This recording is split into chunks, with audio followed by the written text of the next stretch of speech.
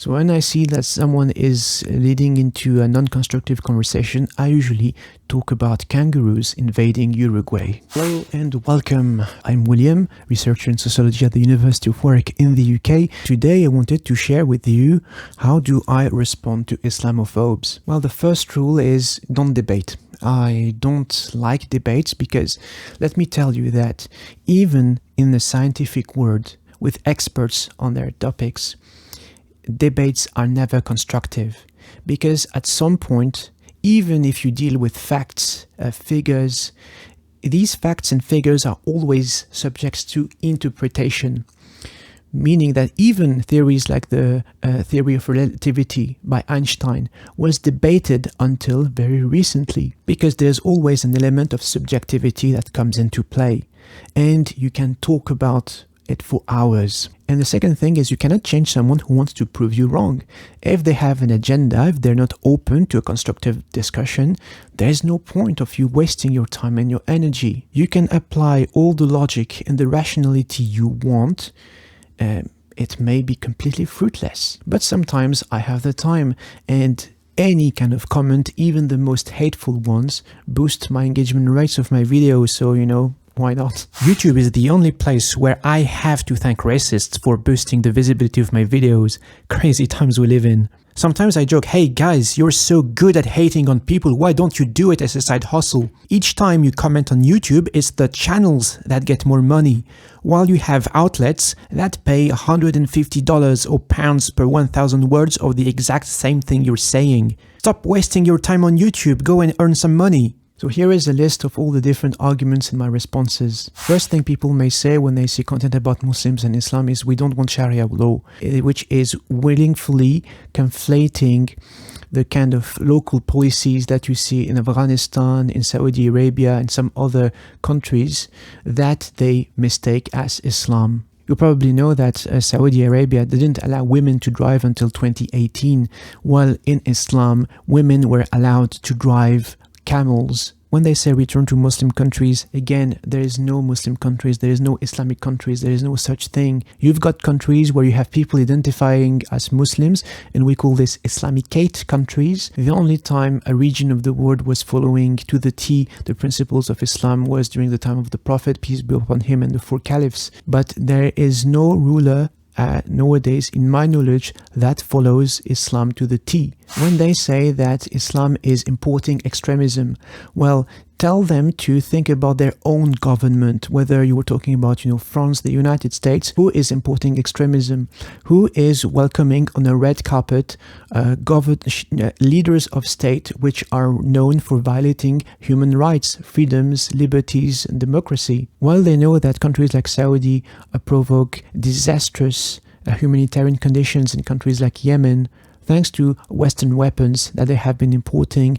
that countries like Saudi have been killing an open day journalists. Then you have misguided theological arguments saying that, killing civilians and innocents is allowed in Islam and stuff, which are based upon distorted or sometimes very poor translations of the Qur'an. There is no harm acknowledging that many translations of the Qur'an in Western languages are far from being accurate. There were mistakes made, and this is not the Quran, this is just a translation. Then you have ontological or essential arguments. For example, Christianity opposes Islam, but what they don't realize is that to be Muslim, you need to believe in the Bible, you need to believe in Jesus and Mary and everyone else and all the prophets before them. The Quran doesn't contradict the Bible, and the Bible doesn't contradict the Quran. Of course, the older texts, they have been modified, they have been altered, parts were lost,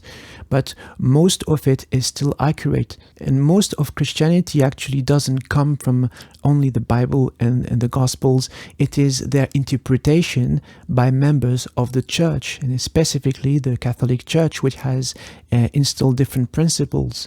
And this is why you had a breakout. You have a schism with Protestantism, because the Catholic Church, for example, didn't allow the priests to get married, while it is permitted if you are a Protestant. This is just cultural bias. They don't understand that actually Muslims and Christians should be fighting side by side, because there is more, all of the ethical and moral norms in the Abrahamic religions are just getting lost for this culture of material possessions, wealth, power, and fame at any cost. Then you have the atheists saying that atheism is better. Fair enough. Even, as a believer, I'm fully aware that there is no way of proving or disproving the existence or the non-existence of God. Faith is it's a subjective matter. And this is why you say, you have in Islam this verse, there's no constraint in religion. You cannot force someone to believe if they're not convinced. It is for people to rely on their own and do their own journey. You cannot impose beliefs or rituals to someone who is not convinced. So when it comes to beliefs, or when it comes to atheists, this is purely subjective. And the same, atheism is not something you can prove or disprove. You cannot prove or disprove that God doesn't exist and that there is no God. So if you believe that people who do believe in God are stupid and irrational, then this is your matter, because you're literally the same. But a lot of this conversation is not with, you keep your beliefs to yourself and I keep my beliefs to myself. Then you have arguments about the protection of national culture, or boasting that our country has been monocultural for ages, which is very far from the truth, because first of all, most countries in the West, although they seem homogeneous, they were always multicultural. Take the example of France, for example. For centuries, you had different cultures coexisting in France. I'm talking about the Britons, I'm talking about Corsica, I'm talking about the Basque country. They had their own traditions, their own regional languages. And the problem is the government, the state, has decided, had this policy of assimilation, doesn't come from the French people, decided to put pressure and suffocate all these regional traditions and regional languages and impose French as the universal language in France, and making believe that we are one nation. Okay, France has unified borders, but what happens inside is very far from being a monoculture. And France suffocated these regional cultures to a point where people in Corsica and the Basque country took their weapons and decided to plant bombs to protest against this imperialism from the French government. And then you have reciprocal arguments. We will not tolerate Muslims until they accept the building of churches in their countries, which is an allusion to the fact that you cannot build churches in Saudi Arabia. But again, this is people mistaking local politics with Islam and conflating the two, because at the time of the Prophet, peace be upon him, people were allowed to have their own beliefs, build their own temples without any restrictions. It just, the Muslims were doing their own things. And there was even an alliance, if you look at the constitution of Medina, where, you had pagans, you had Christians, you had Jews, but they signed this kind of treaty to agree that everyone is going to contribute to the defense of Medina against the Quraysh. Now you have the great replacement theory, which is very, very popular, especially in Europe. And again, I want to then oppose some figures. So we are almost like 2 million Muslims in the world. Iran and Pakistan, they have access to nuclear weapons. Saudi and the Gulf countries have trillions and trillions of dollars. So how come nobody has thought of raising an army and immediately replacing the whole non-Muslim world, or just killing everyone else? There's 2 billion of people, that's around a quarter of the world's population. Nuclear weapons, trillions of dollars, what do you need? So what are Muslims waiting? Why do they not just kill everyone or replace everyone? Doesn't make any sense. Are they being lazy? Are they being bad Muslims? And you have countries like, for example, Poland, where you have only 0.1% or even less of the population which is Muslim, and it has been the case since the 14th century. Why is there only 0.1% of the population in Poland which is Muslim? It doesn't make any sense. Then you have arguments about cultural incompatibility. They are imposing their lifestyle and they are damaging our culture. They are barbarians. They cannot integrate in our culture. So these are the arguments which have been the same for centuries against all sorts of immigrants, white, non-white, Christian, non-Christian, everyone. Just look at, for example, the animosity between Poland and Ukraine, which, is under control because of the war now. But if I remember my parents, when they were talking about Ukrainians, they would think, oh, they're like barbaric, they're uncouth, they're really gross. And there's been a very strong anti-Ukrainian sentiment in Poland, while Ukrainians, they're just as white as Christians. And the Polish, they may be Orthodox for most, but Orthodox Christianity is well accepted in Poland, especially if you go to the north. Some people would argue that Ukrainians have many ethnic and genetic similarities to Polish people because part of Ukraine was once belonging to Poland, actually. But still, these are again cultural divisions which doesn't make sense on a scientific point of view, that are just created to divide people. But to control people, you need to divide them. Now, Muslims bring insecurity and inequalities.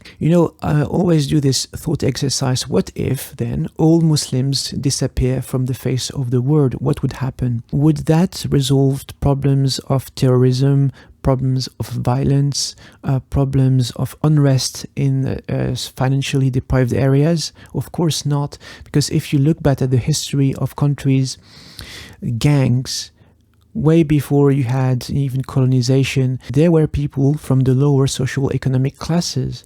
It was nothing to do with any ethnicity or culture. It was because there was economic and social inequalities in the society that have been exacerbated with the Industrial Revolution, that you had a rise in violence because, you had poor people and they just wanted a share of what the rich would have. This is why you had the revolution in France to abolish privileges. Like gangs like Peaky Blinders, which are a real-life gang. So these guys are not Muslims, they are not immigrants. The violence and insecurity people perceive is because the government has not been able to manage social and economic inequalities. And what happens is that politicians would always blame the other, foreigners, migrants, whatever. It's always a blame game. And I think as long as politicians will not have the interest of their citizens in mind, and as long as they will run after votes and money, this is going to be a persistent problem. I'm happy to talk immigration and culture once the state fixes the healthcare system, fixes the education system, fixes the care for the elderly, and so on and so on. So once we have tackled these essential problems, okay, why not? Let's talk about immigration and stuff. Most governments are neoliberals. Since every citizen has been replaced by a pile of money, this is when things have gone south. A very popular argument in France, religious clothing leads to terrorism. So I want people to explain to me how banning the hijab in 2004, how banning the niqab in 2010, or even, the US, they bombed whole countries. They killed lots of civilians. So I want people to tell me, how did these things change the number of terrorist attacks in the world, the problem of violence in socially and economically challenged districts and neighborhoods? I can easily find reports from various agencies, including the UN, that all the counterterrorism efforts done by Europe and the US were counterproductive, that it was a lot of money wasted, and it did only make things worse in terms of geopolitics. What believers believe, God has been existing even before humanity, and God is all-powerful, and God doesn't need to be defended. So it's not a opinion of humans that will destabilize God. I mostly do it because, first of all, I have the time, and I know it boosts my engagement rates, so why not? As a general rule, when people, what they say is not leading into a constructive conversation, I just stop and I don't engage because, I don't have the time and the energy. Or when I do, I talk about kangaroos invading Uruguay. I hope this video was useful. Thank you very much for watching, and again, take care of yourselves.